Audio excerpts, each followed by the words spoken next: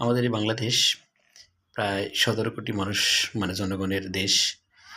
এ দেশে সরকার ইচ্ছা করলেই অনেক কিছু পারবে না। কারণ অচ অনেক কিছু পারার জন্যে যে ২-৩ টা জিনিস দরকার তার মধ্যে সর্বপ্রথম দরকার হলো অর্থ, দ্বিতীয়টি হলো প্রযুক্তি উন্নয়ন, তৃতীয়টা হলো সে দেশের মানুষদের অর্থাৎ ১৫ থেকে যে ৬০ বছরের মানুষ তাদের সুন্দর একটি কর্মসংস্থানের ব্যবস্থা করা। যেটা আমাদের দেশে ৩ টার কোনোটাই নেই। জনগণ বেশি আছে কিন্তু এই জনগণ দিয়ে কাজ করতে গেলে প্রযুক্তিগতভাবে অনেকগুলো কর্মসংস্থানের ব্যবস্থা করতে হবে, যেটা এখন সম্ভব না বলবো না, কিন্তু খুব কঠিন। তাই বাংলাদেশ সরকারকে আমি করজোড়ে অনুরোধ করব সাধারণ একজন শিক্ষক হিসেবে, যে আমাদের দেশে প্রায় ৫৩টা সরকারি ভার্সিটি করে ফেলছেন।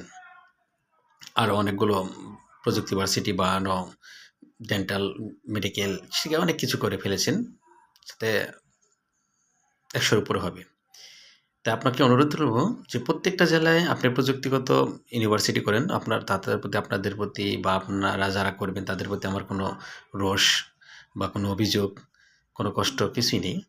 কিন্তু অনুরোধ রইবে, যেহেতু আমাদের দেশে অনেকগুলো বিশ্ববিদ্যালয় রয়েছে, এই বিশ্ববিদ্যালয়গুলোর মধ্যে সবচাইতে মেধাবী শিক্ষার্থীরাই পড়ে। এই যে জাতীয় বিশ্ববিদ্যালয়গুলো রয়েছে অথবা ডিগ্রি কলেজগুলো রয়েছে অথবা অন্যান্য স্কুল কলেজ রয়েছে, এগুলো উন্নত করতে হবে। কারণ দেশটাই দারিদ্র, এত দূরে যেয়ে পড়তে পারে না, এটা একটা কথা। আর এই যে ১০০-২০০ যে বিশ্ববিদ্যালয়গুলো করেছেন, মেডিকেল কলেজ করেছেন বা ডেন্টাল, তাছাড়া আরও প্রযুক্তি, এই ১০০-২০০ কলেজগুলোকেই, এই বিশ্ববিদ্যালয়গুলোকেই আপনি প্রযুক্তিগতভাবে উন্নত করে এখানেই এই টিচারদেরকে যেভাবে হোক আপনি অ্যারেঞ্জ করে ২-১টা সাবজেক্ট সাধারণ রেখে, যেমন যে সাবজেক্টগুলো সাধারণভাবে পড়তেছে এই সাবজেক্টগুলো ২-১টা, সর্বোচ্চ ৩০টা আসন, সর্বোচ্চ, তার উপরে না। এবং আস্তে আস্তে সবগুলো কমিয়ে না, সেই সাথে এগুলোতে বিভিন্ন ধরনের যে প্রযুক্তিগত সাবজেক্টগুলো বা যুগোপযোগী যে সাবজেক্টগুলো, বিষয়গুলো, আর বিশেষ ৫০ বছর রাজত্ব করতে পারবে, ১০০ বছর রাজত্ব করতে পারবে, ১০০ বছর রাজত্ব করতে পারবে, ২০০ বছর রাজত্ব করতে পারবে, এমন প্রত্যেকটা বিশ্ববিদ্যালয়ে ৫টা-১০টা করে সাবজেক্ট ঢুকিয়ে দেওয়া এবং শিক্ষকদেরকে কিছু টিচার, যে সায়েন্সের টিচার যারা আছে তাদেরকে বিশ্বের অন্য দেশ থেকে ট্রেনিং করিয়ে আনা। তারপর আস্তে আস্তে যে ছাত্ররা অন্য দেশে আমাদের দেশ থেকে পড়তে গেছে তাদেরকে এদেশে আনা, এনে তাদেরকে শিক্ষক হিসেবে নিয়োগ দেওয়া, বা এদেশে যারা পড়তেছে বিভিন্ন সাবজেক্টে সরকারি বা বেসরকারি প্রতিষ্ঠানে যারা ভালো তাদেরকে মোটামুটি ৫-১০ বছর এদেরকে দিয়ে চালায়, তারপরে ৫-১০ বছরে যে অন্য ছাত্ররা গভীর জ্ঞান বা দক্ষতা ভিত্তিক প্রযুক্তিগত যে জ্ঞান এগুলো অর্জন করবে, এদেরকে এখানে আস্তে আস্তে পুশিং করা, নিয়োগ দেওয়া। এটা করলে আমার মনে হয় বাংলাদেশ অর্থনৈতিক দিক দিয়ে যেহেতু এত বড় বড় জায়গাও পাবে না, এত বড় বড় প্রতিষ্ঠান পাবে না, আর আমাদের দেশের মানুষের যে একটা আকাঙ্ক্ষা সবারই, এটা আমারও, যে আমার ছেলে বা মেয়ে যদি ঢাকা ভার্সিটিতে পড়তো, বুয়েটে পড়তো, রুয়েটে, চুয়েটে। আমি যদি বলি আমি টাঙ্গাইল জেলায় থাকি, এই টাঙ্গাইল জেলায় যদি এখানে ঢাকা বিশ্ববিদ্যালয়ের চাইতে আরও ১০০ গুণ ভালো একটা বিশ্ববিদ্যালয় যদি এখানে করা হয়, এই সিলেট, রাজশাহী, ঢাকা, চট্টগ্রাম, এই ৪ টায় যে ভালো ভালো স্টুডেন্ট পড়বে, বা বাপ-মা, অভিভাবক, অন্য যারা আছে তাদের যে আকাঙ্ক্ষা এই ভার্সিটির দিকে লেভেলের, এখানে এসে পড়বে না। একটা অংশ পড়বে। কিন্তু ঢাকা, গাজীপুরের এই দিক দিয়ে বাংলাদেশের প্রত্যেকটা অঞ্চল থেকে পড়ার জন্য আগ্রহ। তার জন্যে আমি অনুরোধ করব, ভেবে দেখতে পারেন এই বিশ্ববিদ্যালয়গুলোকেই প্রযুক্তি বিশ্ববিদ্যালয় করুন। এই বিশ্ববিদ্যালয়গুলোকেই। এগুলোকে আধুনিকরণ যত কিছু করা যায়, এগুলোতে হাজার হাজার কোটি টাকা ব্যয় করুন। করে এইদিকেই বিশ্ববিখ্যাত বিশ্ববিদ্যালয়গুলো বানান। চীনের দিকে তাকান, জাপানের দিকে তাকান, ইউরোপ কান্ট্রির কয়েকটা দেশে দেখেন, আমেরিকার দিকে তাকান। অনেকে তো যায়, অনেকেই পড়ে ওখানে। ওদের কাছ থেকে নলেজ নিন। যারা ওখানে টিচার হয়েছে অনেকেই, তাদের কাছ থেকে নলেজ নেন। নিয়ে আমাদের দেশটাকে এই ১-২০০ বিশ্ববিদ্যালয়গুলোকেই প্রযুক্তিগতভাবে উন্নত করুন। আর যারা এই যে অফিসে কাজ করবে বা সাধারণ যে কাজ আছে, আমি ম্যানেজার বলতে পারি, তারপরে আমি উম প্রশাসনিক কর্মকর্তা ২-১ জনের কথা বলতে পারি, বা অন্যান্য যারা আছে এদেরকে জাতীয় বিশ্ববিদ্যালয়ের আন্ডারে তারা লেখাপড়া করুক। আমি বলতেছি জাতীয় বিশ্ববিদ্যালয়কে ছোট, কিন্তু আমি বলতেছি এটাই, যে যেহেতু পৃথিবী এখন প্রযুক্তির দিক দিয়ে সর্বোচ্চ দিকে এগিয়ে যাচ্ছে, তাহলে শুধু আমরা কেন এই দেশটাকে পিছিয়ে রাখবো? এবং এই ঢাকা বিশ্ববিদ্যালয় বা চট্টগ্রাম বিশ্ববিদ্যালয়, রাজশাহী বিশ্ববিদ্যালয়, সিলেট বিশ্ববিদ্যালয় টিচারদের বা শিক্ষকদেরকে এত কোটি, কোটি টাকা খরচ করতেছেন। তাদেরকে কেন শুধু এই রাষ্ট্রবিজ্ঞান, বাংলা কিংবা ইংরেজি কিংবা অর্থনীতি, সমাজকর্ম বা অন্যান্য যে সাবজেক্টগুলো, এই সাবজেক্টগুলো পড়ায় এদেরকে কেন কোটি, কোটি টাকা খরচ করতেছেন এই ছেলেমেয়েদের পিছনে?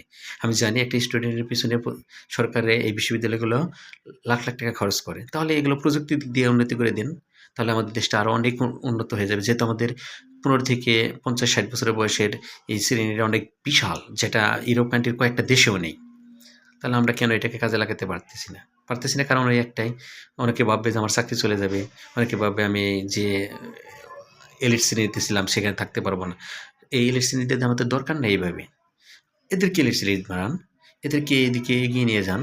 বিশ্বের বিভিন্ন দেশে যে আমাদের বাংলাদেশের ছেলেমেয়েরা কর্মসংস্থান মানে চাকরি করতেছে বিভিন্ন, বিশেষ করে প্রযুক্তিগত বিশ্ববিদ্যালয়, টেকনোলজিক্যাল বিশ্ববিদ্যালয়গুলোতে যুগোপযোগী সাবজেক্টে ওদের ২-১ জনকে নিয়ে এনে এদেরকে প্রয়োজন পড়ে যারা টিচার হিসেবে এখন যারা আছে, অনেক দক্ষ টিচার আছে, এদেরকে এই দিকে কাজে লাগান, কনভার্ট করেন। যেমন আমাদের যে আইসিটি সাবজেক্টটা, এই সাবজেক্টে কিন্তু বেসিক্যালি টিচার নেই।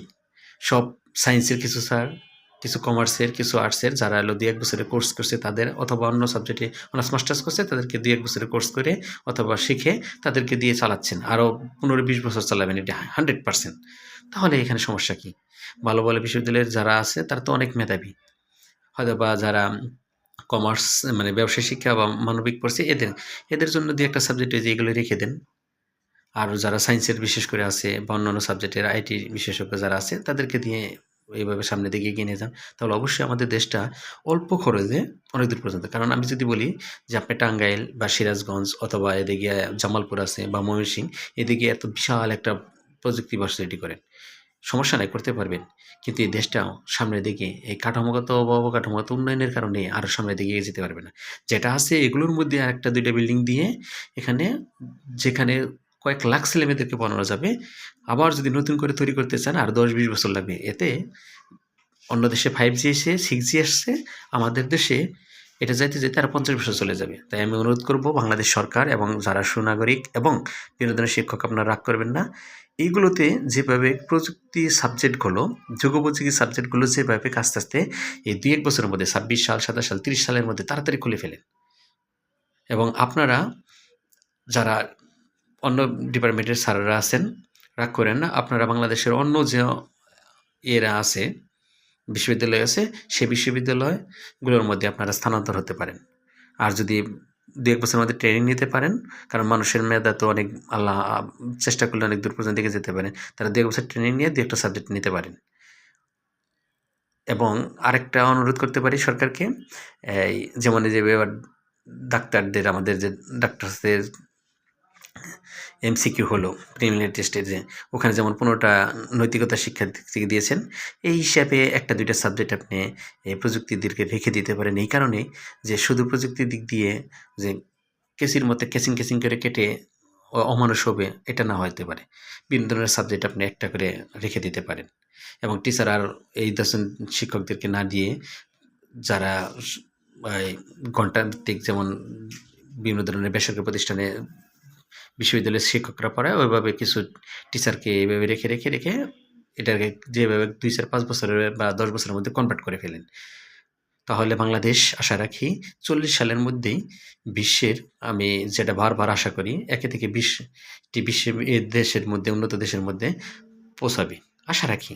কারণ আমাদের জনসংখ্যা আছে কিন্তু মানব সম্পদ নাই, দক্ষ মানব নেই। আমরা ২০০০ সালের আগে জন্ম নিয়েছি, ওই সময় কম্পিউটার চোখে দেখি নাই। এখন যদি বলেন যে ৩০-৩৫ বছর বয়সে এসে ওই কেবল ৫ বছরের শিশু বা ১০ বছরের শিশুর মতো কম্পিউটার শেখানো অত দক্ষ এভাবে পারব না। যত চেষ্টাই করি ওই শিশুর মতো, ওই ৫ বছর পড়বে আর আমি ৫ বছর পড়বো, দুজনের সমান পারবো না। মানে আমি আমাকে মেরে ফেলতে বলতেছি না। আমাকে যেভাবে আমি আছি এইভাবে আমি থেকে, আমি আমার প্রজন্ম যারা পরবর্তীতে আসতেছে, আমার সন্তান, আমার ভাই ভাতিজা বা আরও যারা আসতেছে বা ২০২০ সালের পরে যারা জন্ম নিতেছে, এদেরকে যেন আমি হেল্পিং হিসেবে থাকতে পারি। কীভাবে? অর্থনৈতিকভাবে। আমি তাদের 10 পর্যন্ত পড়াইতে পারি, ইন্টারমিডিয়েট পর্যন্ত যেন পড়াইতে পারি, তারপরে আপনাদের কাছে তুলে দেব। এই প্রত্যাশা করে রাখতে পারি।